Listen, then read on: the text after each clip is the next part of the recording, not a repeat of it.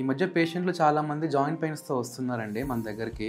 ఏంటి రీజన్స్ అంటే వాళ్ళు బ్లడ్ టెస్ట్ చేస్తుంటే మనకి యూరిక్ యాసిడ్ అనేది బాగా ఎలివేట్ అవుతుంది. అసలు యూరిక్ యాసిడ్ అంటే ఏంది, దానివల్ల వచ్చే సమస్యలు ఏందో మనం తెలుసుకుందాం ఈరోజు.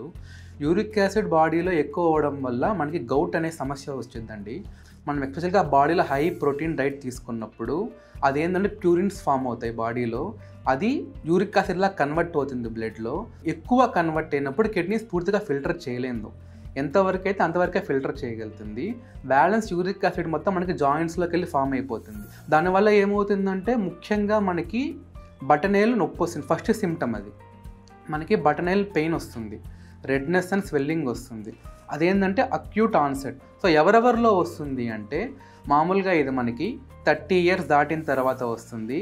మేల్స్లో ఎక్కువ ఉంటుంది. మనకి కొద్దిగా జెనెటిక్స్ వల్ల కూడా ఇది వస్తుంది.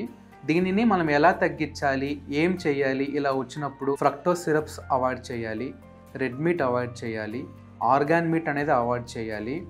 మనం ఇంకా వెజిటేరియన్లో కాలీఫ్లవర్ అవాయిడ్ చేయాలి. బేసిక్గా మనం ఇది గ్రీన్ పీస్ అవాయిడ్ చేయాలి. బచ్చలాక్ అని ఉంటుంది, అవి అవాయిడ్ చేయాలి. మష్రూమ్స్ ఇవన్నీ అవాయిడ్ చేయాలి. ప్లెంటీ ఆఫ్ వాటర్ తీసుకోవాలి.